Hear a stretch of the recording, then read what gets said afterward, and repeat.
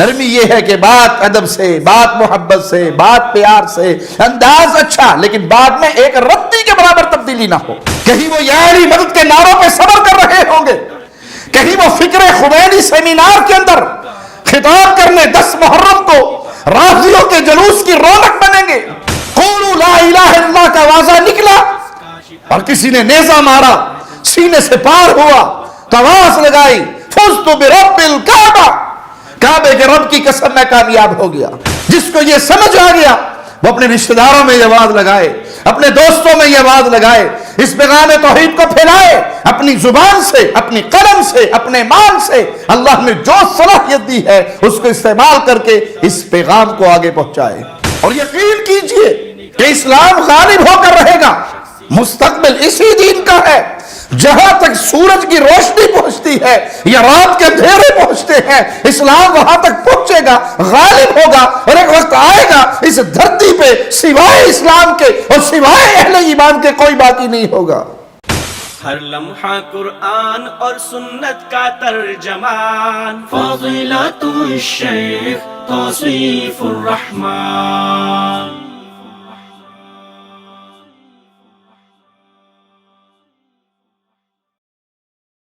السلام علیکم ورحمۃ اللہ وبرکاتہ۔ ان الحمد للہ نحمده ونستعینه ونستغفره ونعوذ باللہ من شرور انفسنا ومن سیئات اعمالنا، من يهده الله فلا مضل له ومن يضلل فلا هادي له، اشهد ان لا الہ الا اللہ وحدہ لا شریک له، وأشهد أن محمدًا عبده ورسوله، أما بعد، أعوذ بالله من الشيطان الرجيم، والله يدعو إلى دار السلام ويهدي من يشاء إلى صراط مستقيم۔ اللہ مالک نے ساری مخلوقات کو پیدا فرمایا، پھر ان کو نعمتوں سے نوازا، زمین و آسمان سے اپنی رحمتوں کے خزانوں کا منہ کھولا۔ دنیا جہان میں جتنی نعمتیں ہیں، اس کائنات میں جتنی نعمتیں ہیں، وہ سب میرے ایک اللہ مالک کی عطا ہے۔ اپنے بندوں کو یہ نعمتیں کیوں دی؟ تاکہ بندے اپنے خالق کو پہچانیں، ایک اللہ کو پہچانیں اور ایک اللہ کی عبادت کریں۔ پیدا کرنے کے بعد بیکار نہیں چھوڑا مولا نے، بلکہ اپنے رسولوں کا ایک مبارک سلسلہ جاری فرمایا، انبیاء کو بھیجا، آسمانی کتابوں کو نازل فرمایا، رسولوں نے رب کی آیات پڑھ پڑھ کر بندوں کو بندوں کے رب سے جوڑا، لوگوں کو اللہ کی عبادت کی دعوت دی، رب کی وحدانیت کا درس دیا۔ مالک کا فرمان سنیے، رسلا مبشرین ومنذرین لئلا یکون للناس علی اللہ حجت بعد الرسل، ہم نے انہیں رسول بنایا، خوشخبریاں دینے والے اور آگاہ کرنے والے، تاکہ لوگوں کی کوئی حجت اور الزام رسولوں کے بھیجنے کے بعد اللہ پر نہ رہے۔ ہمیں تو کسی نے بتایا ہی نہیں، ہمیں تو علم نہیں ہوا، بلکہ حجت تمام کی اللہ نے بندوں کو سمجھانے کے لیے انہی کی نسل میں سے انسان مقرر کر کے، منتخب کر کے، چن کے انبیاء اور رسول بنائے، اور انہوں نے آ کر لوگوں کو ہدایت کا راستہ دکھایا، توحید کا پیغام دیا، اور یہی رسولوں کی ڈیوٹی تھی، یہی ان کی ذمہ داری تھی۔ تو دعوت توحید جو ہر نبی نے دی، ہر رسول نے دی، اس پیغام توحید کو اگر کوئی دے رہا ہے تو وہ نبیوں والا کام کر رہا ہے۔ اور مسلمانوں کی زندگی میں سب سے افضل عمل ایک اللہ کی طرف بلانا ہے، اور ہر نبی نے یہ کام کیا۔ مالک کا فرمان سنیے، وَلَقَدْ بَعَثْنَا فِي كُلِّ أُمَّةٍ رَسُولًا، ہم نے ہر امت میں رسولوں کو بھیجا۔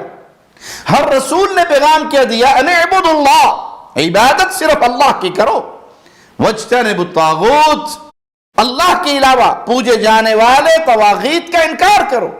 اور یہی پیغام امام الموحدین، امام الانبیاء، امام کائنات، امام اعظم محمد الرسول اللہ صلی اللہ علیہ وسلم نے دیا۔ اس عقیدہ توحید کو پھیلانے کے لیے میرے آقا نے جہاد بھی کیا، دن رات محنت بھی کی، انفرادی دعوت بھی دی اور اجتماعی دعوت بھی دی، جن اور انس کو یہ پیغام دیا۔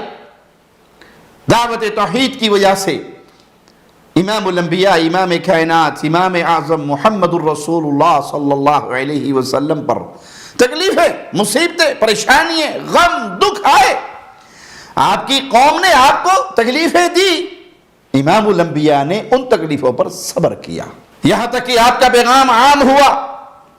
اب جس کو پیغام توحید سمجھ آ گیا وہ وارث ہے مصطفیٰ کا علیہ الصلوۃ والسلام، وہ وارث ہے پیارے نبی کے صحابہ کا، کیونکہ نبی سے اس پیغام توحید کو سب سے پہلے صحابہ نے سیکھا، اپنے شاگردوں کو سکھایا، پوری دنیا کے اندر پیغام توحید پھیلایا۔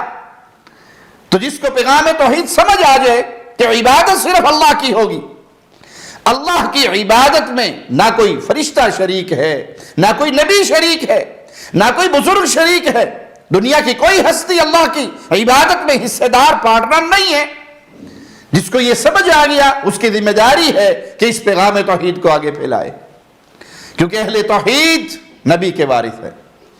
جو اللہ کی وحدانیت کو نہیں پہچانتے، غیر اللہ کی پوجا کرتے ہیں، قبروں اور ڈھیریوں پہ جھکتے ہیں، وہ نبی کے وارث نہیں ہیں، وہ صحابہ کے وارث نہیں ہیں۔ نبی کے وارث اور آپ کے صحابہ کے وارث وہ ہیں جنہوں نے پیغام توحید کو سمجھ لیا ہے،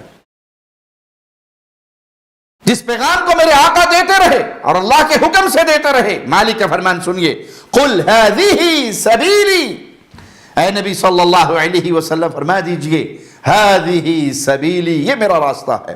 قولوا لا الہ الا اللہ کا آوازہ لگانا میرے آقا کا راستہ ہے۔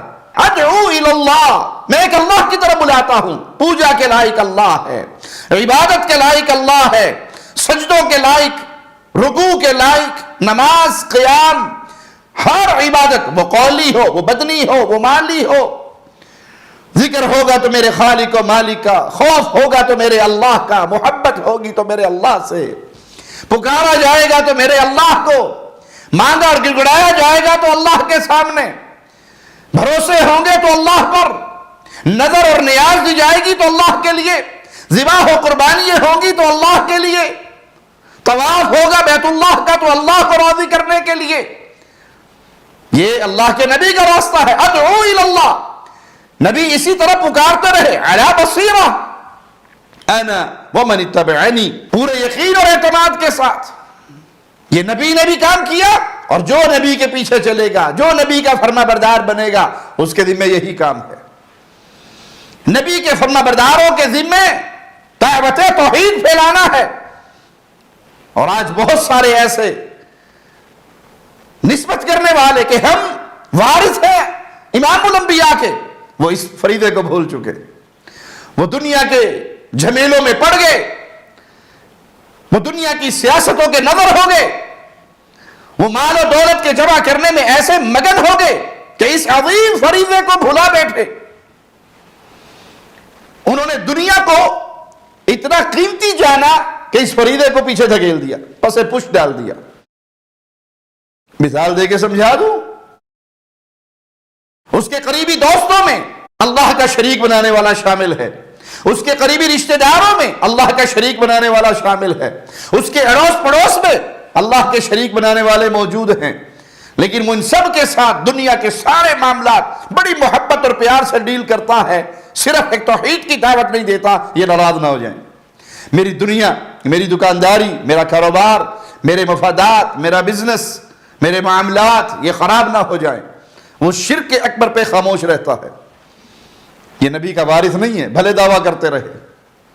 نبی کا وارث کون ہے؟ ادعو الی اللہ، ادعو الی اللہ، اس کی ڈیوٹی یہ ہے قولوا لا الہ الا اللہ، جہاں شرک دیکھتا ہے پیغام توحید دیتا ہے۔ کسی کے ہاتھ میں من کے دیکھتا ہے تو خاموش نہیں رہتا، کسی کے گلے میں تعویذ دیکھتا ہے تو چپ نہیں رہتا، کسی کی گاڑی کے سامنے جوتی بندی ہوئی دیکھتا ہے تو خاموش نہیں رہتا، کسی کے گھر پہ کالی ہنڈیاں دیکھتا ہے تو چپ نہیں رہتا، کسی کے گھر پہ لگا ہوا پنجہ دیکھتا ہے تو خاموش نہیں رہتا، کسی کی زبان سے یا علی مدد یا رسول اللہ مدد کے نعرے سنتا ہے تو چپ نہیں رہتا، مفادات کی دنیا میں ڈوبتا نہیں ہے، کسی بھی بنیاد پر اللہ کی توحید کے معاملے میں خاموشی اختیار نہیں کرتا۔ یہ ہے مصطفیٰ علیہ السلام کے راستے پہ چلنے والا۔ وَسُبْحَانَ اللَّهِ وَمَا أَنَا مِنَ الْمُشْرِكِينَ، اور اللہ پاک ہے، میں مشرکوں میں سے نہیں ہوں۔ دعوت توحید کے لیے منہج یاد رکھیے، طریقہ کار یاد رکھیے۔ ہماری گفتگو ان کے لیے جن کا دعویٰ ہے کہ ہم مصطفیٰ کے وارث ہیں، جن کا دعویٰ ہے کہ ہم صحابہ کے وارث ہیں، جن کا دعویٰ ہے کہ ہم سلف صالحین کے وارث ہیں۔ اے میرے پیارے نبی کی وراثت لینے والوں، اپنے آپ کو وارث ہونے کا دعویٰ رکھنے والوں، تمہارے لیے پیغام ہے، دعوت دینے سے پہلے علم حاصل کریں۔ علم کے بغیر کوئی دعوت نہیں۔ فَاعْلَمْ، اللہ نے اپنے نبی کو بھی حکم دیا علم حاصل کرو ایک اللہ کی وحدانیت کا، تو دعوت دینے سے پہلے علم کا حصول۔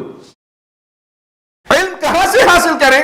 علماء راسخین فی العلم سے، جن کا منہج واضح ہے، جن کا عقیدہ واضح ہے، جو سلف کے منہج پہ قائم ہے، جو صحابہ اور تابعین کے اس منہج پہ قائم ہے، جو اہل الجنہ ہیں، جو طائفہ منصورہ ہے۔ ہر للو پھدو سے علم نہیں لینا، اہل بدعت سے علم نہیں لینا۔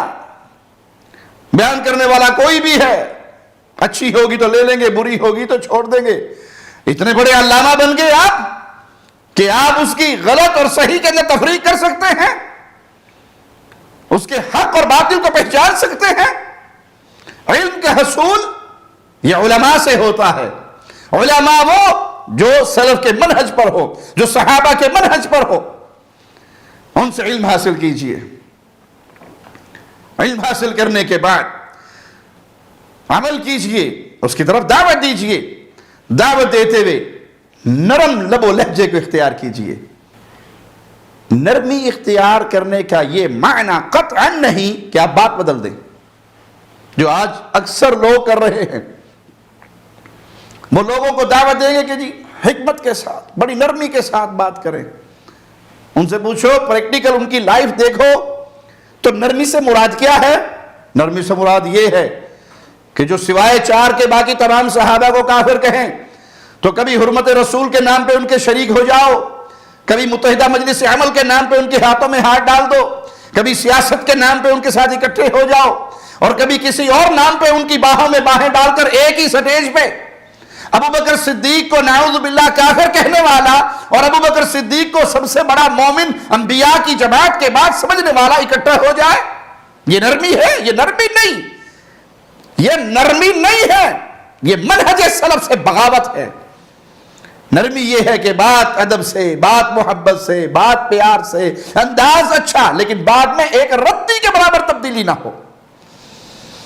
کہیں کہ یہ صحابہ کی تکفیر ایک ایسا جرم ہے جس کا ارتکاب کرنے والا ملت اسلامیہ سے خارج ہو جاتا ہے۔ اس عقیدے میں کوئی خلل نہ آئے۔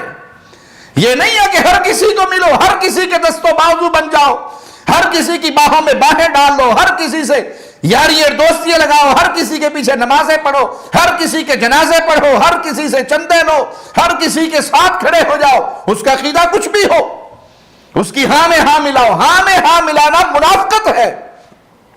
توحید کی دعوت ادب و احترام، محبت، پیار، نرم انداز سے دینا یہ داعی کی صفت ہے۔ اور جب یہ دعوت توحید دو گے پھر مصیبتوں کے انبار لگیں گے۔ توحید کے داعی کے گلے میں پھولوں کے ہار نہیں جو ڈالتا، توحید کے داعی کے سامنے آسائشوں کے انبار نہیں لگتے، اس پر تو مصیبتیں ٹوٹتی ہیں۔ امام الانبیاء، امام کائنات، امام اعظم محمد رسول اللہ صلی اللہ علیہ وسلم سے بڑا میٹھی زبان والا، نرم بات کرنے والا اور کون ہوگا؟ 40 سال تک جو لوگ صادق اور امین کہتے رہے، قولوا لا الہ الا اللہ کا وعدہ سنتے ہی عوام بولتی تو بولتی، سگا چچا بولا نعوذ باللہ تیرے ہاتھ ٹوٹ جائے اے محمد صلی اللہ علیہ وسلم، اس کے لیے اکٹھا کیا تھا۔ میرے رب نے اس کافر کو جواب دیتے ہوئے کہا تبت یدا ابی لہب وتب، رشتے میں نبی کا چچا ہے لیکن دعوت میں دشمن ہے۔ اللہ نے کہا تیرے ہاتھ ٹوٹ جائیں۔ تو دعوت توحید میں مصیبتیں آئیں گی، صرف مصیبتیں نہیں آئیں گی، یہاں پر لالچ کے بھی پہاڑ کھڑے کیے جائیں گے، مال اور دولت کے انبار بھی لگیں گے، ڈر اور خوف بھی دلوایا جائے گا۔ تو مال، دولت، عہدے، سیاست، کرسیاں، اس کے لالچ میں آ کر توحید کی دعوت نہ چھوڑنا، موت اور قتل کے خوف میں آ کر دعوت توحید نہ چھوڑنا۔ آج توحید کی دعوت کے کئی دعویدار ایسے آپ کو نظر آئیں گے جن کا جب نام دیکھو گے تو وہ فلاں جامعہ سے فارغ ہیں اور فلاں یونیورسٹی سے فارغ ہیں، اور حقیقت دیکھو گے تو کہیں وہ جواد نقوی کے سامنے کھڑے ہو کر اعلان کر رہے ہوں گے میرا بس چلے تو میں اپنے سارے مدرسے ان کے اوقاف کے تحت دے دوں۔ کہیں وہ یاری مدد کے نعروں پہ صبر کر رہے ہوں گے، کہیں وہ فکر خمینی سیمینار کے اندر خطاب کرنے 10 محرم کو رافضیوں کے جلوس کی رونق بنیں گے، کہیں وہ علل اعلان منبر پہ بیٹھ کر کہیں گے کہ میں تو 20 سال سے گھوڑا نکال رہا ہوں، گھوڑا جہاں سے نکلتا ہے اور جہاں جاتا ہے میں ہمیشہ گھوڑے کے پیچھے ہوتا ہوں، اور ہم سب بھائی بھائی ہیں۔ انا للہ و انا الیہ راجعون۔ یہ وہ ظالم ہیں جنہوں نے مال اور دولت کے لالچ میں، شہرت اور عہدے کے لالچ میں وراثت مصطفیٰ کو ٹھوکر مار کر اہل شرک کو اپنا دست و بازو بنا لیا۔ یا سیاست کے نظر ہو گئے، یا چودراہٹ کے نظر ہو گئے، یا مال و دولت کے انبار میں اپنے ایمان کو بیچ ڈالا، اور اہل شرک و اہل کفر کی باہوں میں باہیں ڈال دی، دعوت توحید کو پیچھے چھوڑ دیا، دعوت توحید کو پسے پش ڈال دیا۔ تو اے توحید کے دعوت دینے والوں ثابت قدم رہو، تمہارے سامنے مال کے انبار ہو یا تمہیں گولی کا ڈر دیا جائے، یا تمہارے سامنے چودراہٹ اور سیاست کے عہدے ہو، سب کو ٹھکرا دینا، مصطفیٰ علیہ السلام کی پیاری دعوت کو نہ ٹھکرانا، آپ کی پیاری وراثت کو دنیا کے 4 ٹکڑوں کے پیچھے نہ بیچنا۔ بڑا ہی خطرناک سودا کر رہا ہے وہ جو دنیا کے 4 دن کی رنگینیوں کو حاصل کرنے کے لیے مصطفیٰ کے پیارے مشن کو بھلا دیتا ہے، ٹھکرا دیتا ہے، پسے پش ڈال دیتا ہے، منہ موڑ لیتا ہے۔ بھلے اسے کچھ کرسیاں مل جائیں، بھلے اسے کچھ جیب اس کی بھر دی جائے، اسے کچھ عہدے مل جائے، غیر ملکی دورے اس کے ہو جائے، اس کی بلے بلے اور واہ واہ ہو جائے دنیا میں، لیکن اس نے انتہائی خسارے کا سودا کیا۔ قولوا لا الہ الا اللہ کی تحریک کو چھوڑ کر اہل شرک کی باہوں میں باہیں ڈال کر نبی کریم صلی اللہ علیہ وسلم کی فرمانبرداری کرتے ہوئے سب سے پہلے آپ صلی اللہ علیہ وسلم کے صحابہ نے اس دعوت توحید کو اپنے سینے سے لگایا، اس ذمہ داری کو اپنے کندھوں پہ اٹھایا، پھر ضرورت پڑی تو اپنے گھروں کو چھوڑا، ضرورت پڑی تو اپنا مال قربان کیا۔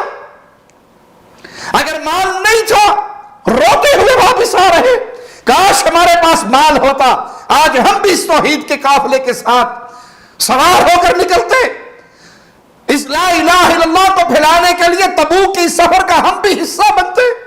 اور میرے آقا نے فرمایا اے میرے صحابہ، تم کسی بھی وادی سے گزرو، تم کہیں سے بھی ہو کر جاؤ، تم جہاں تک پہنچنا ہے پہنچو، تمہارے کچھ بھائی ایسے ہیں جو مدینے میں بیٹھے ہیں لیکن تمہارے ساتھ وہ اجر میں برابر کے شریک ہیں۔ ان کے پاس مال نہیں تھا، ان کے پاس سواریاں نہیں تھی، وہ اس قافلے میں شریک ہونے آئے تھے، مالی مجبوریوں کی بنا پر واپس چلے گئے تھے۔ ضرورت پڑی تو صحابہ نے اپنی جانیں قربان کر دی، اپنی جانیں نشاور کر دی لا الہ الا اللہ پر، شہید ہو گئے لیکن پیغام توحید پہنچایا۔ قولوا لا الہ الا اللہ کا آوازہ اور کسی نے نیزہ مارا، سینے سے پار ہوا تو آواز لگائی فزت برب الکعبہ، کعبے کے رب کی قسم میں کامیاب ہو گیا۔ یہ کیا کامیابی تھی؟ یہ مصطفیٰ کے مشن کو پہنچانے کی کامیابی، آپ کے پیغام کو پہنچانے کی کامیابی۔ اس لا الہ الا اللہ کے لیے صحابہ نے قربانیاں دی۔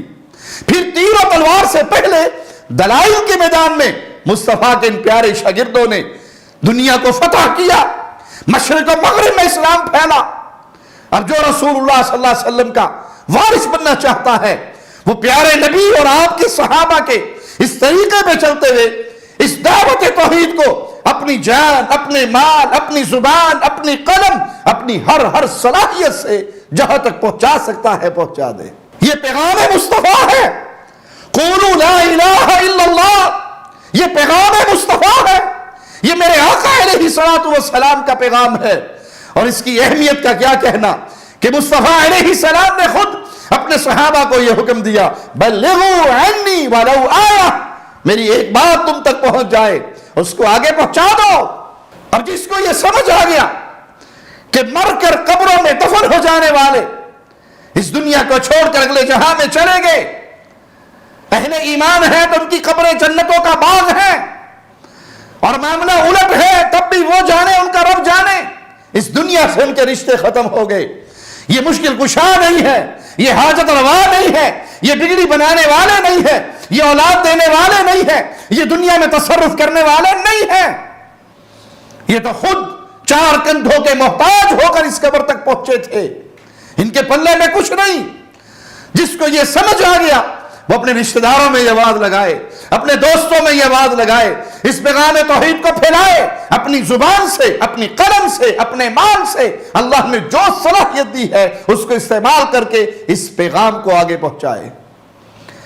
اے امت اسلام، تم بہترین امت ہو، تم پیغام توحید دینے والی امت ہو، اور توحید کا پیغام دینے والی امت سب سے افضل امت ہے۔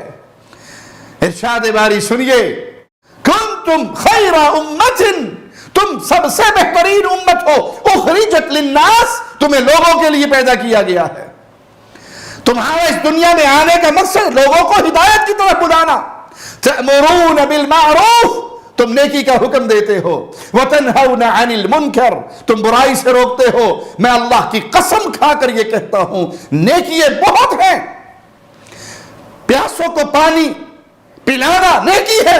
ایک فاحشہ نے ایک کتے کے بچے کو پانی پلایا تھا، اللہ نے زندگی بھر کے گناہ معاف کر دیے تھے۔ مسلمان کو پانی پلانا بہت بڑی نیکی ہے، کنویں کھدوانا نیکی ہے، مسجدیں بنانا نیکی ہے، یتیم خانے بنانا نیکی ہے، مدرسے بنوانا نیکی ہے، درخت لگانا نیکی ہے۔ نیکیوں کی بہت قسمیں ہیں، لیکن کائنات میں سب سے بڑی نیکی قولوا لا الہ الا اللہ کا آوازات ہے۔ پیغام توحید، لا الہ الا اللہ کی آواز، یہ سب سے بڑی نیکی ہے۔ اور تمہارا کیا حال ہے؟ تأمرون بالمعروف، تم نیکیوں کا حکم دیتے ہو، وتنہون عن المنکر، تم برائی سے روکتے ہو۔ زنا برائی ہے، چوری برائی ہے، ڈاکہ ڈالنا برائی ہے، غیبت کرنا برائی ہے، چغلی کرنا برائی ہے۔ برائیوں کی لاتعداد لسٹ بنائی جا سکتی ہے، لیکن سب سے بڑی برائی، غور سے میرے اس جملے کو سنیے گا، اس زمین کے چھاتی پر سب سے بڑی برائی ایک اللہ کا شریک بنانا ہے۔ جو یہ کہے کہ اللہ اور محمد صلی اللہ علیہ وسلم اللہ کے نور کا ٹکڑا ہے، یہ اللہ کی ذات کا شریک بنا رہا ہے، یہ سب سے بڑی برائی کر رہا ہے۔ قل هو اللہ احد، وہ احد ہے، اس کے نور سے کوئی الگ نہیں ہوا۔ جو یہ کہے کہ اللہ پکار سنتا ہے، اس کو پکارنا عبادت ہے، اور نبیوں کو، ولیوں کو، پیروں کو، فقیروں کو پکارنا یہ بھی درست ہے، یہ بھی حاجت روا ہے، مشکل کشا ہے، بگڑی بنانے والے ہیں، غریب نواز و بندہ پرور ہے، داتا اور مصیبتیں ٹالنے والے ہیں، کشتی پار لگانے والے ہیں، شفا دینے والے ہیں، زندگی دینے والے ہیں، موت ان کے ہاتھ میں ہے، تو تم نے ان کو اللہ کا شریک بنایا۔ یہ زنا سے زیادہ گندی برائی ہے۔ تم بہترین امت ہو، نیکی کا حکم دیتے ہو، برائی سے روکتے ہو، وَتُؤْمِنُونَ بِاللَّهِ، ایک اللہ پر ایمان لاتے ہو۔ اللہ پر ایمان لانے کا معنی اللہ کی ذات کو ویسے مانتے ہو جیسے وہ منوانا چاہتا ہے، اللہ کی عبادت ویسے کرتے ہو جیسے وہ کروانا چاہتا ہے، اس کی عبادت میں کوئی شریک نہیں بناتے، اس کی صفات بھی کسی اور کو نہیں دیتے۔ تم بہترین امت ہو، یہ کس سے کہا جا رہا ہے؟ قبر پرستوں سے، گھوڑا پرستوں سے، امام پرستوں سے، پیر پرستوں سے؟ کس سے کہا جا رہا ہے؟ اے اہل توحید، یہ تم سے خطاب ہے۔ کنتم خیر امہ، تم بہترین امت ہو، تم لوگوں کو رب کی توحید کی طرف بلاتے ہو، تم توحید کی دعوت دیتے ہو، تم شرک سے روکتے ہو، تم اللہ پر ایمان لاتے ہو۔ نیکیوں میں سب سے بڑی نیکی اللہ کی طرف دعوت دینا ہے۔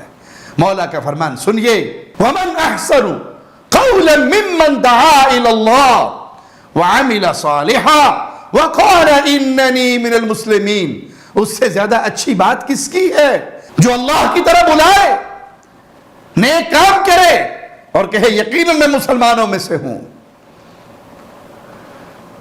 وَمَنْ أَحْسَنُ قَوْلًا مِّمَّنْ دَعَا إِلَى اللَّهِ، جو اللہ کی طرف بلائے۔ نماز پڑھو، اچھی دعوت ہے، روزہ رکھو، بہت اچھی دعوت ہے، صدقہ دو، بہت اچھی دعوت ہے، زکوٰۃ دو، بہت اچھی دعوت ہے، والدین کے ساتھ حسن سلوک کرو، بہت اچھی دعوت ہے، صلہ رحمی کرو، بہت اچھی دعوت ہے۔ سب سے پہلی دعوت یہ ہے رب کی وحدانیت کو مانو، پہچانو، اس کا کوئی شریک نہ بناؤ، یہ سب سے پہلی دعوت ہے۔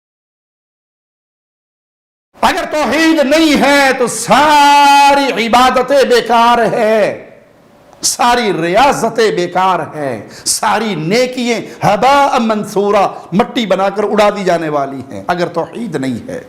اور اگر توحید ہے، گناہوں کے انبار بھی ہوئے، اللہ جس کے لیے چاہے گا اپنی رحمت سے سارے معاف کر دے گا، سارے معاف کر دے گا اور اپنی جنت عطا فرما دے گا۔ اس لیے سب سے بڑی نیکی اللہ کی طرف بلانا ہے، اپنے آپ کو رب کا فرما بردار بنا دینا ہے۔ اللہ کی طرف بلانے سے مراد کیا ہے؟ اسلام کی طرف بلانا۔ مالک کا فرمان سنیے، ادعو الی سبیل ربک بالحکمہ، اللہ کے راستے کی طرف بلاؤ حکمت کے ساتھ۔ رب کے راستے کی طرف بلانے سے مراد اسلام کی طرف بلاؤ۔ اچھا، اسلام کیا ہے؟ اللہ اور اس کے رسول کے فرامین کا نام، فلاں اور فلاں کی رائے اسلام نہیں ہے، فلاں اور فلاں کی بات اسلام نہیں ہے۔ سمجھا دوں اسلام کو مختصر انداز میں۔ خالص دودھ کسے کہتے ہیں؟ جو بھینس کے تھنوں سے نکلتا ہے، یہ خالص دودھ ہے۔ اس میں کوئی گھڑے کا پانی ملا دے، ملاوٹ کر رہا ہے، نلکے کا ملائے تب بھی ملاوٹی ہے، نہر کا، دریا کا، چشمے کا، بارش کا، کوئی بھی پانی ملائے۔ ایک شخص کہتا ہے یہ سارے دھوکے باز ہیں، فراڈی ہیں، یہ نلکے، نہر، راجباہے، نالے کا پانی ملاتے ہیں، میں بڑا نیک اور شریف آدمی ہوں، میں زمزم ملا کر بیچتا ہوں۔ عقل والا کیا جواب دے گا؟ تو بڑا فراڈی ہے، تیرا دھوکہ ان سب سے زیادہ ہے، کیونکہ تو زمزم کے نام پر فراڈ کر رہا ہے۔ پیارے بھائی، خالص دودھ وہی ہے جو بھینس کے تھنوں سے نکلے، خالص اسلام وہی ہے جو کتاب و سنت میں بیان ہو گیا، جو اللہ اور اس کے رسول نے بیان کر دیا۔ اب اس میں کسی پیر صاحب کو، کسی شیخ کو، کسی امام کو، کسی حضرت کو یہ اتھارٹی دے دو یہ جو کہیں گے وہی درست ہوگا، تو آپ اسلام میں ملاوٹ کر رہے ہیں۔ خالص اسلام کتاب و سنت کا نام ہے، اس کی طرف بلائیے لوگوں کو۔ اللہ کے رسول صلی اللہ علیہ وسلم کے بعد کسی کی رائے کو کسی کے اوپر مسلط نہ کیجئے، کیونکہ مصطفیٰ معصوم عن الخطا ہے، آپ کے علاوہ کوئی اور معصوم عن الخطا۔ وما ينطق عن الهوى ان هو الا وحی یوحى، نبی صلی اللہ علیہ وسلم سے بڑا اور کوئی ایسا نہیں جو یہ دعویٰ کرے کہ میں اپنی مرضی سے نہیں، وحی الہی سے بولتا ہوں۔ یہ دعویٰ صرف مصطفیٰ کے لیے لائق ہے۔ بلائیے اسلام کی طرف حکمت کے ساتھ۔ حکمت کا معنی پھر دوہرا دوں، اچھے انداز سے، مضبوط اور بہترین دلائل سے۔ بات بدلنا حکمت نہیں ہے کہ آج توحید کی دعوت نہیں دینی. کیوں؟ الیکشن کا سیزن ہے، ووٹ ٹوٹ جائیں گے. توحید کی دعوت نہیں دینی. کیوں؟ چندے کا سیزن ہے، چندہ مارا جائے گا، قربانی کی کھالیں نہیں ملیں گی. توحید کی دعوت نہیں دینی. ہم تو کسی اور نام پہ اکٹھے ہوئے ہیں، توحید کے نام پہ نہیں. یہ حکمت نہیں ہے، یہ بغاوت ہے مصطفیٰ کے منہج سے. مثال دے کے حکمت سمجھا دوں. ایک بادشاہ صاحب کو خواب آیا کہ میرے سارے دانت ٹوٹ گئے. ایک مولوی صاحب کو صبح صبح بلایا، مولوی صاحب بڑا پریشان ہوں، خواب دیکھا ہے، تعبیر بتاؤ. مولوی صاحب نے سیدھا لٹھ مارا تعبیر بتاتے ہوئے کہ بادشاہ سلامت، دانتوں کا ٹوٹ جانا، خواب کے اندر اس کی تعبیر یہ ہے کہ آپ کے سارے رشتہ دار آپ کی زندگی میں مر جائیں گے. بادشاہ کو غصہ آیا، جلاد کو بلایا، مولوی دی تو لواتی. اے میرا ٹبر مارن ڈے ہے، پہلے اس چوڑ نو مارو، اس ظالم کو مارو، اس نے تو میرا پورا خاندان مار دیا. لیکن ٹینشن تو تھی خواب کی. دوسرے مولوی صاحب کو بلایا، خواب دیکھا ہے، تعبیر بتاؤ. کہا جی اس کی تعبیر مجھے تو یوں سمجھ آتی ہے، اللہ آپ کو اتنی لمبی عمر دے گا. مولوی صاحب کو پتہ لگ گیا تھا، پہلا والا مولوی چل کے آیا اور موڈے پہ چڑھ کے گیا، 4 کندھوں کا محتاج ہو کر گردن کٹوا کے گیا. سمجھ آ گیا تھا. اب اس نے حکمت سے جواب دیا، یہ حکمت ہے. بادشاہ سلامت، اس کی تعبیر مجھے یہ سمجھ آتی ہے، اللہ آپ کو اتنی لمبی عمر دے گا کہ اتنی لمبی عمر اللہ نے آپ کے پورے خاندان میں کسی کو نہیں دی ہوگی. بادشاہ سلامت خوشی خوشی اشرفیوں سے، سونے چاندی سے لاد کے مولوی کو بھیجتے ہیں. یہ حکمت ہے. یہ حکمت نہیں ہے کہ جو جہاں لگا ہے ٹھیک. یہ حکمت نہیں ہے کہ آپ اہل بدعت کے سامنے، ان کے علماء کے سامنے بیٹھ کر کہو کہ میں جاہل ہوں، آپ بہت بڑے مفتی اور عالم ہیں. یہ حکمت نہیں ہے. یہ حکمت نہیں ہے کہ تم اپنے مذہب پر باقی رہو، میں اپنے مذہب پر باقی رہوں اور آؤ اتحاد کریں. ارے بھائی، ان کا مذہب قرآن کو جھوٹی کتاب، تبدیل شدہ کتاب کہتا ہے. ان کا مذہب 4 کے علاوہ سارے صحابہ کی تکفیر کرتا ہے. ان کا مذہب علی کو اللہ کا شریک بناتا ہے، اور آپ کہتے ہیں اپنے مذہب پہ باقی رہو اور میں اپنے مذہب پہ باقی رہوں. آؤ حکومت الہیہ کا قیام کریں. یہ چو چو کا مربع تو ہو سکتا ہے، رب کی بھیجی ہوئی صراط مستقیم کی تعلیم نہیں ہے.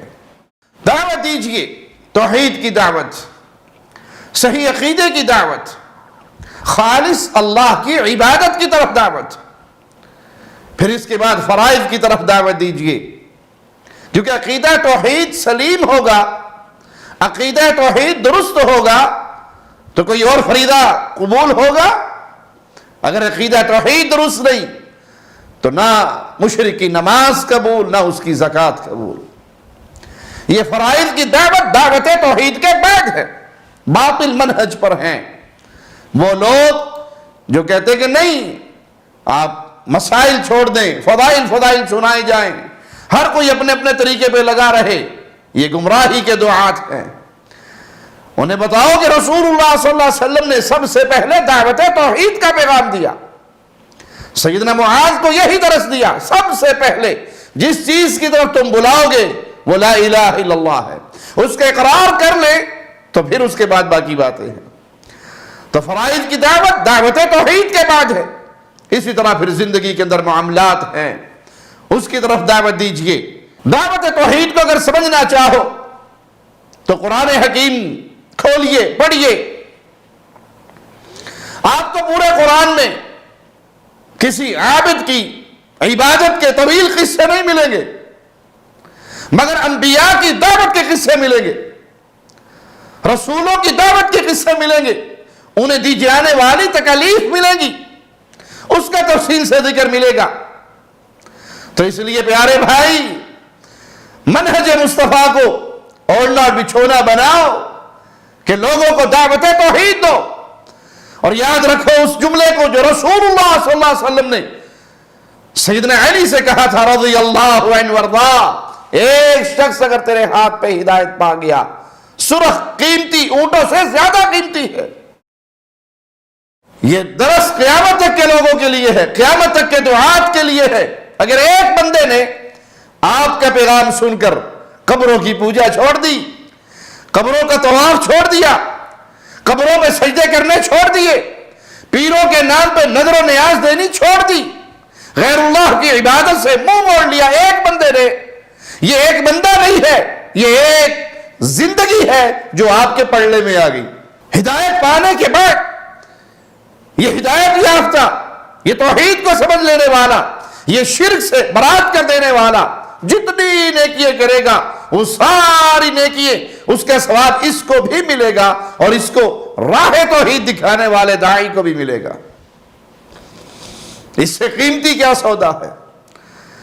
ہمارے استاد پروفیسر حامد عبداللہ بہاولپوری رحمت اللہ علیہ، اللہ تجھے تیرے پیارے ناموں کا واسطہ ہے، ہمارے مشائخ کی قبروں کو جنت کے باغ بنا دے۔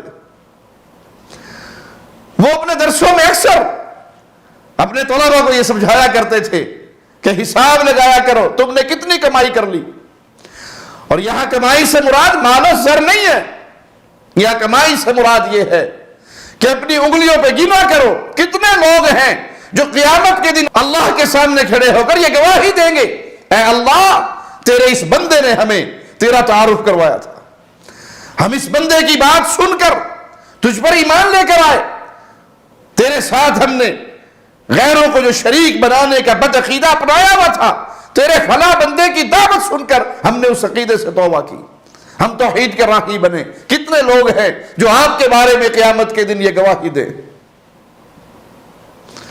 اور ان کی ساری نیکی قیامت کے دن آپ کے میزان میں بھی ہوں گی۔ یہ ہے اصل کمائی۔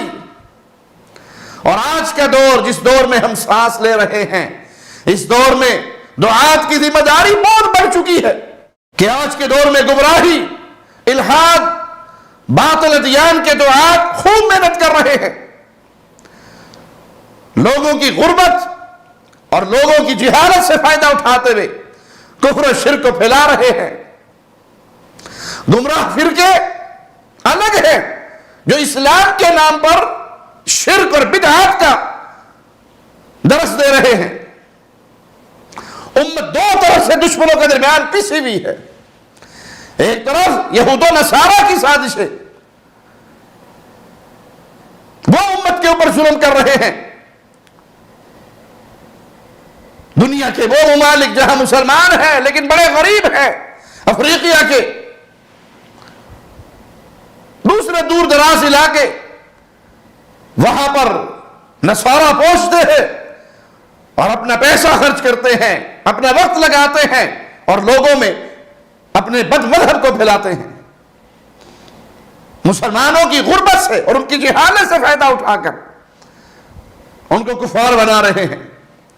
اور دوسری طرف وہ دعات ہیں جو اسلام کے نام پر وجود میں آئے، تحریکیں اور تنظیموں کے حصے دار ہیں لیکن شرک پھیلاتے ہیں، توحید کی جگہ پہ شرک کا رواج عام کر رہے ہیں، سنت کی جگہ پہ بدعات کو پھیلا رہے ہیں، اور یہ اندر کے دشمن ہیں۔ اور عوام الناس دو طرح کے دشمنوں میں پسی ہوئی ہے۔ تو کیا اہل توحید دعات کی ذمہ داری بڑھ نہیں گئی؟ ایسے وقت میں توحید و سنت کا جھنڈا کون لہرائے گا؟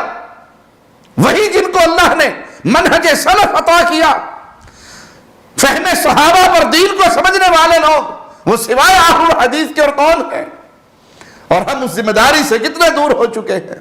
کہیں مفادات، کہیں سیاست، کہیں کچھ اور کہیں کچھ۔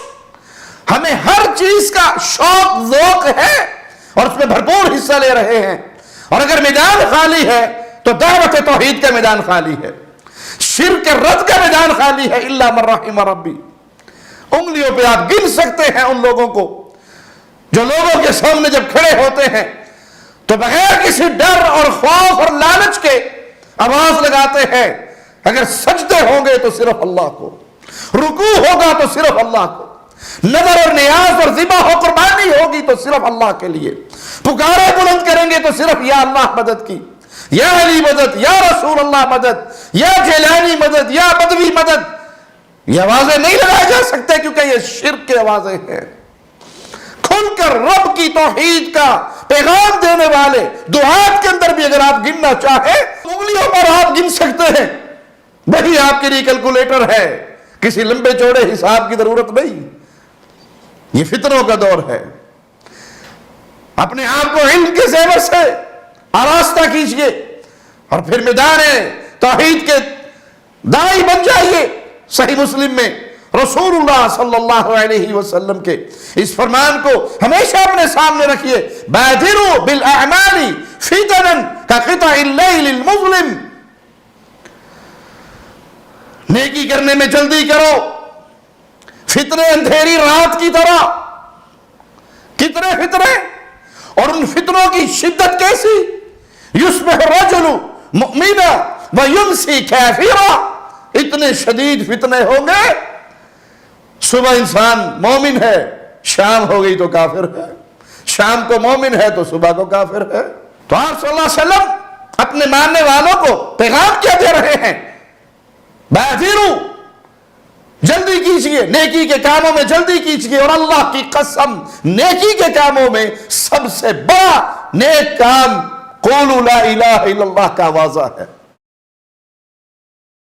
ہر نبی نے یہ واضح لگایا، اور اس فتنوں کے دور میں لوگ اپنے دین کو بیچ دیں گے۔ پیارے حبیب علیہ السلام کا جملہ سنیے، یبیع دینہ بعرض من الدنیا، جب یہ فتنے آئیں گے تو انسان دنیا کے چند ٹکڑوں کی وجہ سے اپنا دین بیچ دے گا، اور مومن ہر طرح کا نقصان برداشت کر سکتا ہے لیکن دین کا نقصان برداشت نہیں کر سکتا۔ آج دیکھ لیجئے، نظریں دوڑا لیجئے، بڑی بڑی مسجدوں پہ بیٹھنے والے، وہ اس دنیا کی لالچ، دنیا کی حرص، دنیا کی دولت، دنیا کی شہرت، دنیا کی مفادات، اس کو خرید چکے ہیں اور دین بیچ چکے ہیں، الا من رحم ربی۔ انہیں اسلام کو کفر کہنا پڑے یا کفر کو اسلام، وہ کہنے کے لیے تیار ہیں، اپنی بقا کی جنگ لڑتے ہیں کہ ہم باقی رہیں میدان میں۔ کل تک اس کو ہم کفر کہہ رہے تھے، آج ہم اس کو اسلام کہہ دیں گے، آپ کے حکم پر کوئی حرج نہیں۔ کل تک جو اسلام تھا آج اسے کفر کہلوا لو، کوئی حرج نہیں، لیکن ہماری زبانیں چھوڑ دو، ہمیں میدان کھلا دے دو بھاگنے دوڑنے کے لیے، شور مچانے کے لیے، جو کہوانا ہے کہہ لو، حکم کے بندے ہیں، آپ کا حکم مانیں گے۔ یبیع دینہ بعرض من الدنیا، وہ اپنے دین کو بیچیں گے دنیا کے چند ٹکڑوں کی وجہ سے۔ تو ایک داعی کے لیے فتنوں کے اس دور میں کرنے والے کام کیا ہیں؟ سب سے پہلے اللہ کی طرف لوٹئے، فَفِرُّوا إِلَى اللَّهِ، اللہ کی طرف دوڑ لگائیے۔ صحیح الجامع 3974 نمبر روایت سنیے، عبادۃ فی الحرج والفتنہ کہجرۃ الی، اختلاف اور فتنے کے دور میں عبادت کرنے والا اجر میں ایسے ہے گویا وہ رسول اللہ صلی اللہ علیہ وسلم کی طرف ہجرت کرنے والا ہے۔ یہ فتنوں کا دور ہے، تو اللہ سے تعلق جوڑیے، اللہ سے لو لگائیے، اللہ سے اپنا رشتہ درست کیجئے، اپنا تعلق مضبوط کیجئے، اللہ کی طرف رجوع کیجئے، اللہ سے تعلق جوڑیے کا معنی کیا ہے؟ اپنے معاملات کو اللہ کے حوالے کر دیجئے،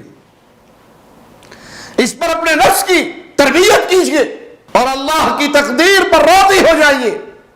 خیر ما اختارہ اللہ، بھلائی اسی میں ہے جو اللہ نے میرے لیے پسند فرما لی۔ اس کا یہ معنی نہیں کہ اسباب اختیار نہ کرے، اس شریعت میں اسباب اختیار کرنے کا حکم دیا گیا، اعقلھا ثم توکل علی اللہ، گھٹنا باندھیے اور پھر اللہ پہ بھروسہ کیجئے، لیکن اللہ کے حوالے کر کے اپنے معاملات کو راضی ہو جائیے، مطمئن ہو جائیے۔ میرا رب کبھی اپنے بندوں کو ضائع نہیں کرتا، رب کبھی احسان کرنے والوں کو ضائع نہیں کرتا۔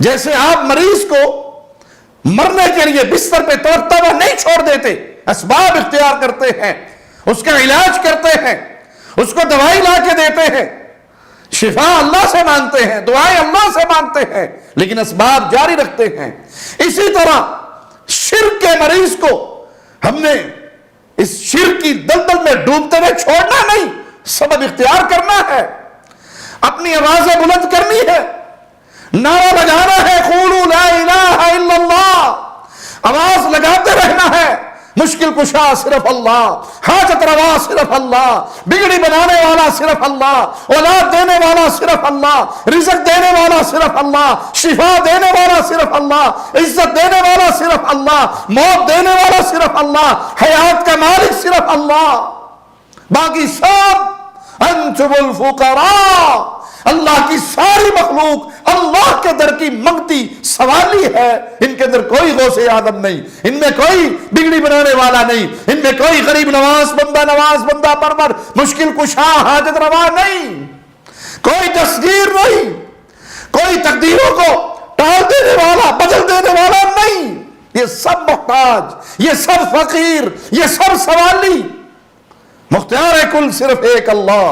یہ واضح لگاتے رہو، شرک کے مریض کو توحید کی گولیاں دیتے رہو، بھلے لوگ آپ کو کہتے رہے بڑی کڑوی زبان ہے آپ کی، بڑی سخت باتیں ہیں آپ کی، ارے بھائی یہ طعنت مصطفیٰ علیہ الصلوۃ والسلام جس کو لوگ صادق اور امین کے نام سے پہچانتے تھے، ان کے خلاف بھی ابو طالب کے پاس جا کر یہ جملے کہے تھے، تیرا بھتیجا ہمارے خداؤں کو برا کہتا ہے۔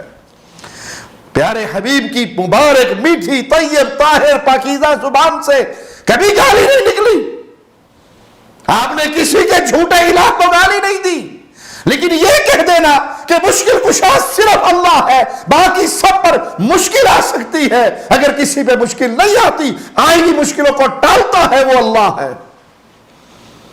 باقی سب مصیبتوں میں پھنس سکتے ہیں، جو مصیبتوں میں پھنس جائے وہ نجات دہندہ نہیں بن سکتا، وہ مشکل کشا نہیں بن سکتا، وہ صرف ایک اللہ ہے جو چاہتا ہے کرتا ہے، اسے کسی سے پوچھنے اور اجازت لینے کی ضرورت نہیں، مشورہ کرنے کی ضرورت نہیں، یفعل ما یرید یفعل ما یشاء وہو علی کل شیء قدیر، یہ صرف ایک اللہ ہے۔ فتنوں کے دور میں ایک بہت اہم کام، اپنا تعلق علماء سے جوڑ کے رکھیے۔ علماء کون سے علماء؟ راسخین فی العلم، ربانی علماء، فہم صحابہ کو سمجھنے والے اور منہج سلف کو سمجھنے والے علماء، کیونکہ جب فتنہ آتا ہے تو صرف علماء اس فتنے کو پہچانتے ہیں، اور جب فتنہ وار کر کے جاتا ہے تو ساری دنیا پہچان لی ہوتی ہے کہ یہ فتنہ تھا، لیکن آتے ہوئے پہچاننے والے وہ میرے نبی کے وارث، اس شریعت کے وارث علماء ہوتے ہیں۔ اس لیے کہ وہ علماء سے اپنا تعلق جوڑیے اور ان علماء کے ساتھ رابطے میں رہیے، کوئی بھی مسئلہ ہو، کوئی بھی معاملہ ہو، مشائخ کی طرف رجوع کیجئے اور ان سے اس کو پوچھئے، اپنی ہوا، اپنی نفس، اپنی خواہشات کے اوپر خود فیصلے نہ کیجئے۔ فتنوں کے ان دور میں آپ کے دل کو تسلی ہوگی اگر آپ انبیاء کی سیرت کو پڑھتے رہیں، انبیاء کی سیرت کو پڑھیں، اور یاد رکھیں مصیبتوں کا آنا، پریشانیوں کا آنا، خاص طور پہ اہل ایمان پر، یہ اللہ کی طرف سے سنت ہے۔ انبیاء پر، رسل پر، اللہ کے نبیوں کے راستوں پہ چلنے والے ایمان والوں پر آزمائشیں آتی ہیں۔ مالک کا فرمان سنیے، احسب الناس ان یترکوا ان یقولوا آمنا وهم لا یفتنون، کیا لوگوں نے یہ گمان کر لیا کہ ان کے اس دعوے پر کہ ہم ایمان لے آئے، ہم انہیں بغیر آزمائے ہوئے چھوڑ دیں گے؟ آزمائشیں آئیں گی، جب جب آپ دعوت توحید دو گے آزمائشیں آئیں گی، پریشانیاں، غم، تکلیفیں آئیں گی، قوم اور برادری آپ کا بائیکاٹ کرے گی، رشتے ٹوٹیں گے، گھروں اور قبیلوں اور علاقوں سے نکالا جائے گا، مختلف قسم کی مصیبتیں آئیں گی، لیکن مصیبتوں کے آنے پر صبر کیجئے، یہی انبیاء کی سنت ہے۔ اور فتنے ہر دور میں مختلف شکلوں میں آئیں گے۔ سب سے پہلا فتنہ سیدنا عثمان رضی اللہ عنہ وارضاہ کی شہادت سے شروع ہوا، آپ کی مظلومانہ شہادت، اور پھر قیامت تک کے لیے فتنوں کے دروازے کھل گئے۔ فتنے کسی بھی شکل میں آئیں، مقصد ان کا ایک ہی ہوتا ہے کہ لوگوں کو اللہ کے دین سے دور کر دے۔ ان ان فتنوں سے بچنے کا راستہ یہ ہے کہ علم حاصل کیجئے، علماء کے ساتھ جڑ کے رہیے، علم میں پختہ ہو جائیں اور یقین کیجئے کہ اسلام غالب ہو کر رہے گا۔ مستقبل اسی دین کا ہے۔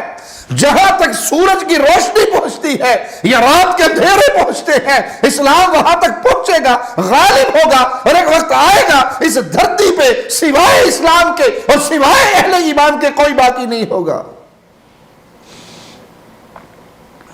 اب پھر اللہ ایک ٹھنڈی ہوا چلائے گا، تو جس دل میں ایمان کی شمع جل رہی ہوگی، ایک رائی رتی کے دانے کے برابر ایمان ہوگا، ان کی روحوں کو قبض کر لیا جائے گا۔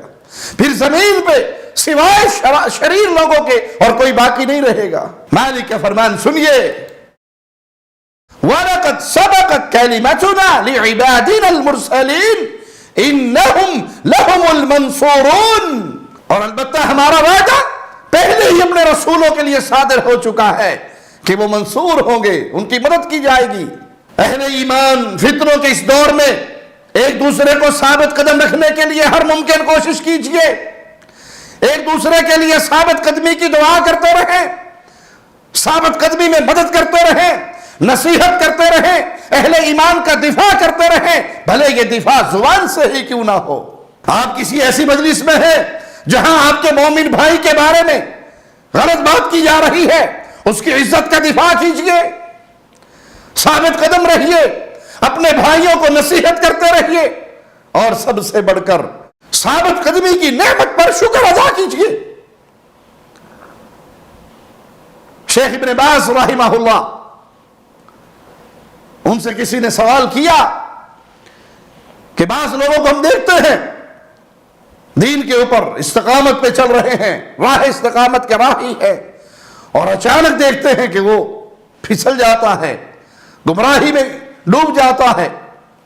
تو انہوں نے بڑی پیاری بات کی کہ اللہ کی نعمت کا شکر ادا کرو گے، لئن شکرتم لازیدنکم، شکر کرو گے تو اللہ تمہیں اور عطا کرے گا۔ یہ استقامت نعمتوں میں ایک بہت بڑی نعمت ہے۔ اگر انسان اس نعمت کا شکر ادا نہ کرے تو ہو سکتا ہے اللہ اس نعمت سے محروم کر دے۔ تو جو محروم ہوا، بھٹک گیا، گمراہ ہو گیا، دیندار تھا پھر بے دین ہو گیا، اس کے پیچھے ایک کہانی تو یہ بھی ہو سکتی ہے کہ جب وہ دین پر تھا، جب وہ مستقیم تھا، وہ اس نعمت کا شکر ادا نہیں کرتا تھا۔ جب لوگوں کو گمراہی پر دیکھو تو ہنسو نہیں، کہہ کے نہ لگاؤ، ان کے اوپر طنز نہ کرو، بلکہ خود اللہ کا شکر ادا کرو کہ اللہ تیرا شکر ہے، یہ قبر پہ سجدہ ریز ہے اور میں صرف تجھے سجدہ کرتا ہوں، یہ مردے سے مانگ رہا ہے، اللہ تیرا شکر ہے، تو نے مجھے توحید کا فہم دیا، میں صرف تجھ سے مانگتا ہوں، یہ غیر اللہ کے لیے ذبح کر رہا ہے، اللہ تیرا شکر ہے، تو نے مجھے توحید پہ قائم و دائم رکھا، میں صرف تیرے لیے ذبح کرتا ہوں۔ جب کسی کو گمراہی پہ اور گناہوں میں ڈوبا ہوا دیکھو تو اس پہ ہنسیے نہ، اس پہ طنز نہ کیجئے، ہو سکتا ہے کہیں اللہ آپ کو اسی مصیبت میں مبتلا نہ کر دے، بلکہ شکر ادا کیجئے، اللہ کا شکر ادا کیجئے۔ اور سیدہ خدیجہ رضی اللہ تعالی عنہا کی سیرت کو سامنے رکھیے۔ جب وحی کی ابتدا میں نبی کریم صلی اللہ علیہ وسلم خوف کی حالت میں ان کے پاس آئے اور کہا مجھے چادر اڑا دو، اور وحی کا ماجرا سنایا، تو سیدہ کائنات نے کیا کہا تھا؟ کَلَّا وَاللَّهِ مَا يُخْزِيكَ اللَّهُ أَبَدًا إِنَّكَ لَتَصِلُ الرَّحِمِ، ہرگز نہیں، اللہ کی قسم اللہ آپ کو کبھی رسوا نہیں ہونے دے گا، آپ صلہ رحمی کرنے والے۔ سیدہ کائنات نے رسول اللہ صلی اللہ علیہ وسلم کو حوصلہ دیا، ہمت بڑھائی، آپ کے دل کو ڈھارس دی، تو استقامت کی اس راہ پر چلتے ہوئے ایک دوسرے بھائی کو نصیحت کیجئے، مدد کیجئے، استقامت میں رہتے ہوئے ان کی تائید کیجئے، اور اللہ کا شکر ادا کرتے رہیے کہ اللہ کی رحمت سے آپ اس راہ کے راہی ہے۔ امام احمد بن حنبل رحمہ اللہ، امام اہل سنت، ان کے قید کے اس منظر کو سامنے رکھیں جب ایک ڈاکو نے کہتا ہے، جس کو مار پڑتی ہے، سزائیں ملتی ہے، لیکن وہ اپنا ڈاکہ ڈالنے سے باز نہیں آتا، اور وہ ڈاکو امام احمد بن حنبل سے کیا کہتا ہے؟ یا احمد اصبر فإنك على الحق، میں تو اپنی نفسانی خواہش کی بنیاد پر اپنی ضد اور ہٹ درمی پہ قائم ہوں اور مار کھا رہا ہوں کہ میں کسی کی بات نہیں ماننا چاہتا، میں جو کرنا چاہتا ہوں کروں گا، جو تم نے کرنا ہے کر لو، لیکن فإنك على الحق، آپ تو اللہ کے لیے مار کھا رہے ہو، آپ تو اسلام کے لیے مار کھا رہے ہو، ڈٹے رہیے۔ اسی لیے امام احمد بن حنبل اپنی مجلس میں اس کا ذکر کرتے اور اس کے لیے دعا کرتے۔ آپ سے پوچھا گیا یہ کون ہے؟ جواب دیا یہ جیل کے اندر ایک ڈاکو تھا جو مجھے راہ استقامت پر رہنے کی تلقین کیا کرتا تھا، جس سے میرے دل کو تقویت ملتی تھی۔ تو اے اہل ایمان دو ہاتھ، اپنے بھائیوں کو ایک دوسرے کو صبر کی تلقین کیجئے، ان کی ہمت بڑھاتے رہیے، انہیں ڈرائیے نہیں، انہیں خوف زدہ نہ کیجئے، ان کی ہمتیں نہ توڑیے، ان کے دلوں میں خوف نہ بٹھائیے۔ بعض لوگوں کا یہ کام ہے ڈرانا دھمکانا، یہ ہو گیا یہ ہو جائے گا، آپ کے بچوں کو مار دیں گے، آپ پر فلاں کر دیں گے، فلاں مصیبت میں ڈال دیں گے۔ دعوت توحید سے ڈرانا اور اس سے روکنے والے کام کرنا یہ منافقوں کا کام ہے، اہل ایمان کا کام نہیں۔ اہل ایمان تو کہتے ہیں صبر کرو فإنک علی الحق، اللہ کے لیے صبر کرو، آپ اس راستے پہ چل رہے ہو جو انبیاء کا راستہ ہے۔ شرعی علم حاصل کیجئے اور فتنوں سے اپنے آپ کو بچائیے۔ فتنوں سے بچنے کا آسان نسخہ یہ ہے کتاب و سنت کے فہم سے جڑ جائیے، کتاب و سنت کو ویسے سمجھیے جیسے رسول اللہ صلی اللہ علیہ وسلم کے صحابہ نے سمجھا، سلف صالحین نے سمجھا، اس کو اپنا زیور بنائیے، اس راستے پہ پختہ ہو جائیے۔ گمراہوں کی ان باتوں پر دھیان نہ دیجئے کہ صحابہ بھی تو انسان تھے، ہم بھی انسان ہیں، انہوں نے بھی سمجھا، ہم بھی اپنی مرضی سے سمجھیں گے۔ نہیں، وہ میرے مصطفیٰ کے شاگرد تھے، انہوں نے اپنی آنکھوں سے میرے نبی پہ اترتے ہوئے وحی کے منظروں کو دیکھا تھا، مصطفیٰ کی مبارک زبان سے وہ وحی کے الفاظ سنے تھے، پیارے حبیب کی پریکٹیکل لائف کو دیکھ کر اپنی زندگی ویسی بنائی تھی۔ وہ عام انسان نہیں تھے، وہ میرے رب کی طرف سے چنے ہوئے لوگ تھے اپنے پیارے حبیب کی مدد کے لیے۔ اللہ نے انسانوں کو دیکھا، سب سے پیارا دل مصطفیٰ کا پایا، اپنی نبوت کے لیے رسالت کے لیے چن لیا، اور پھر اس کے بعد سب سے پیارے دل اصحاب مصطفیٰ کے پائے اور ان کو پیارے نبی کی صحبت کے لیے چن لیا۔ اسی طرح فتنوں کے دور میں صبر کو اپنے دامن کے ساتھ چپکا کے رکھے، صبر کا دامن نہ چھوڑے، یہ وہ عظیم اسلحہ ہے جس پر کوئی غالب نہیں آ سکتا، یہ وہ عظیم قلعہ ہے جس کی دیواروں کو کوئی ڈھا نہیں سکتا۔ اور صبر میں سب سے عظیم بات لوگوں کی ہدایت پر صبر کرنا، دعوت توحید دینے کے بعد ان کی طرف سے آنے والی مصیبتوں میں صبر کرنا، یہ صبر میں بڑی عظمت والی بات ہے۔ اپنے بھائیوں کا حوصلہ بڑھانے کے لیے اور تحدیث نعمت کے طور پر عرض کرتا ہوں، مجھے بارہا لوگوں کے فون آتے ہیں جو ماں بہن کی گندی گالیاں بھی دیتے ہیں۔ ایک ایسا ہی شخص جو اکثر فون کر کے گالیاں دیا کرتا تھا، اور میں ہمیشہ اسے ایک ہی جملہ کہتا تھا، بھائی اللہ تیرے سینے کو کھول دے، اللہ تیری زبان کو پاک کر دے، اللہ تیرے گناہ کو معاف کر دے۔ کبھی الحمدللہ اس کو گالی کے جواب میں گالی نہیں دی، وہ گالیاں دیتا رہتا، میں دعا دیتا رہتا۔ ایک دن اسی کا فون آیا اور وہ زاروں کے طور رو رہا تھا، اور اس کی زبان پہ ایک ہی جملہ تھا، شیخ مجھے معاف کر دے۔ میں نے کہا میں تو آپ کو جانتا نہیں، آپ نے میرے حق میں کیا تقصیر کی ہے جس کی معافی مانگتے ہو؟ کہا آپ نہیں جانتے، لیکن میں آپ کو جانتا ہوں، میں اکثر فون کر کے آپ کو گالیوں سے نوازتا تھا اور آپ مجھے دعاؤں سے نوازتے تھے۔ ایک دن میرے اللہ نے میرے دل میں ڈالا، جس بندے کو ہمیشہ گالی دیتے ہو اور اس نے گالی کے جواب میں کبھی گالی نہیں دی، اس کو سنو تو صحیح۔ میں آپ کی ویب سائٹ sayyidtawseef.com پہ گیا، آپ کے دروس کو سننا شروع کیا، اللہ نے میرے سینے کو منور کر دیا، اور الحمدللہ ثم الحمدللہ اب میں توحید کو پہچان کر اہل توحید کے قافلے میں شامل ہو چکا، الحمدللہ۔ جب بھی آپ توحید کا پیغام دیں گے، گالیاں پڑیں گی، تو صبر کا اسلحہ بہت عظیم اسلحہ ہے، اس کو اپنے ہاتھوں میں تھام لیجئے۔ جلد بازی یہ بگاڑ سکتی ہے، اصلاح نہیں کر سکتی۔ آپ کہیں کہ میں نے اتنے عرصے دعوت دے لی، اب یہ نہیں مانتے، اب میں کچھ جلد بازی کرتے ہوئے کوئی اور راستہ اختیار کروں، کوئی شارٹ کٹ تلاش کروں. اگر آپ دعوت کے میدان میں شارٹ کٹ تلاش کرنے لگ گئے تو آپ نبوی منہج سے دور ہو گئے. وہ نبوی منہج کیا ہے؟ بلغ ما انزل الیک، اے نبی صلی اللہ علیہ وسلم جو ہم نے آپ پر بھیجا اس کو آگے پہنچا دیجئے. تو پیارے بھائی، توحید کے داعی کے لیے ذمہ داری یہ ہے کہ آگے پہنچا دو. پہنچانا میری اور آپ کی ذمہ داری ہے، منوانا ذمہ داری نہیں ہے. لوگ اکٹھے کرنا ذمہ داری نہیں ہے. جب میں غفیر آپ کے آوازے پر لبیک کہے، یہ آپ کی میری ذمہ داری نہیں ہے. وَمَا عَلَيْنَا إِلَّا الْبَلَاغُ الْمُبِينُ، ہماری ذمہ داری ہے کہ بات کو اچھے انداز سے، پیارے انداز سے بات پہنچا دو، کھول کر بیان کر دو. دلوں کو پھیرنا، دلوں کو تبدیل کرنا وہ خالق و مالک کے ہاتھ میں ہے. میرے آقا علیہ السلام نے اپنی بات پہنچائی، سگے چچا ابو لہب نے نعوذ باللہ گستاخی کی اور بلال نے قبول کر لی، ابو بکر صدیق نے قبول کر لی، سیدنا علی نے قبول کر لی، سیدہ کائنات خدیجہ نے قبول کر لی. آپ نے بات پہنچانے میں کوئی کسر نہیں چھوڑی. لیکن جس نے قبول کی وہ اللہ کے پیاروں میں شامل ہو گیا، اور جس نے دھتکار دیا اور گستاخی کی اس کے لیے آسمان سے وعدہ آیا تبت یدا ابی لہب وتب. بات پہنچائیے، دل پھیرنا آپ کے اختیار میں نہیں. انک لا تہدی من احببت.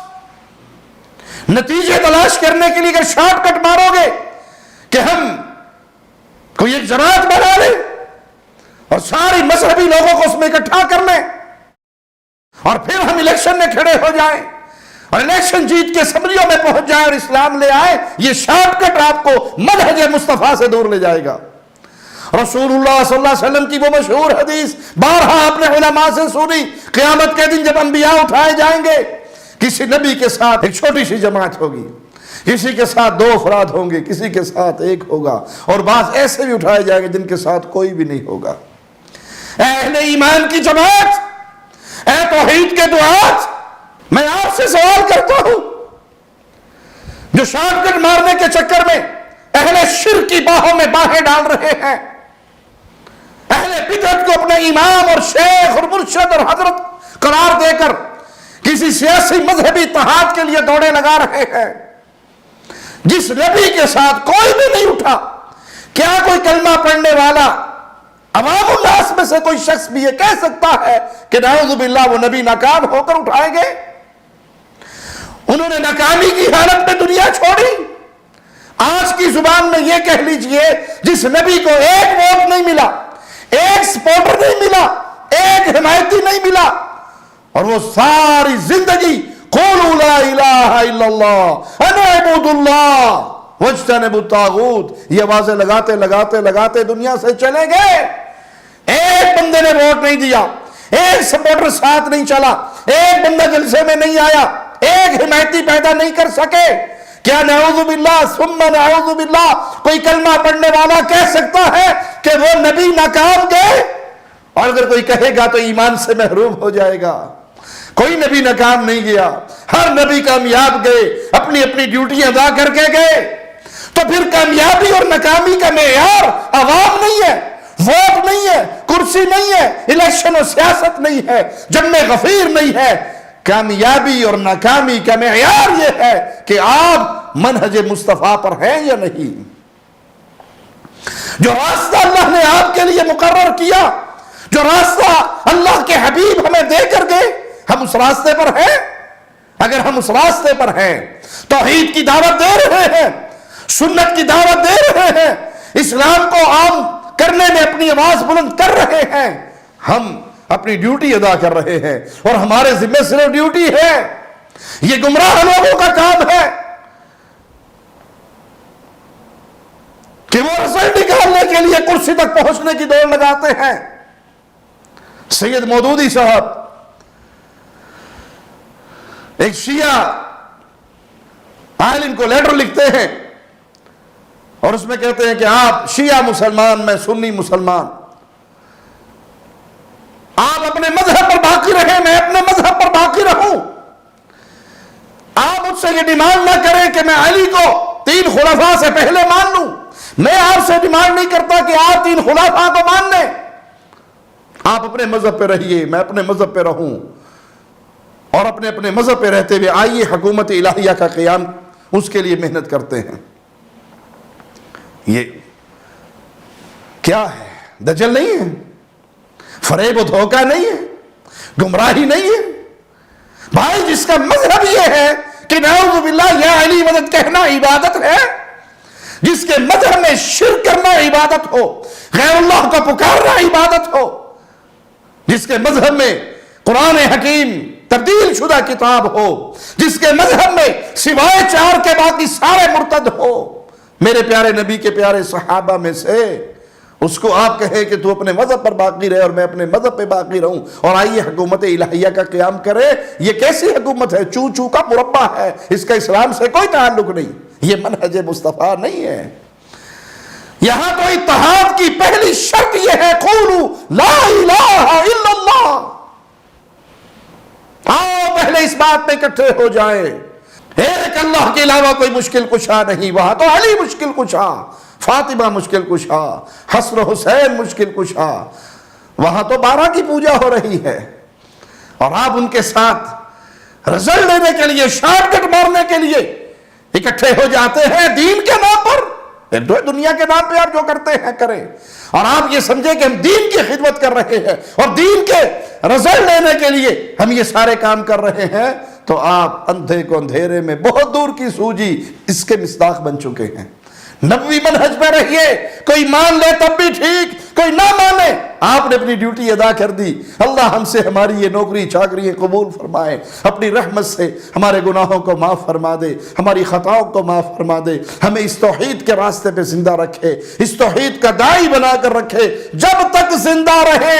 اے اللہ تجھے تیرے پیارے ناموں کا واسطہ دے کے سوالی ہے اللہ، اے اللہ تجھ سے دنیا اور دنیا کے ٹکڑے نہیں مانگتے، اس دنیا میں رہتے ہوئے تجھ سے منگتے اس بات کے ہے، سانس آخری جب اس جسم سے نکل رہا ہو تب بھی زبان سے لا الہ الا اللہ اس کا آوازہ لگا رہے ہو، توحید کی دعوت دیتے ہوئے زندہ رہے، اور دعوت توحید دیتے دیتے شہادت کی موت پا کے تیری جنتوں کے مہمان بن جائیں۔ ربنا آتنا فی الدنیا حسنہ وفی الآخرۃ حسنہ وقنا عذاب النار۔ اقول قولی ھذا واستغفر اللہ لی ولکم ولسائر المسلمین۔ ہر لمحہ قرآن اور سنت کا ترجمان، فضیلت الشیخ توصیف الرحمان۔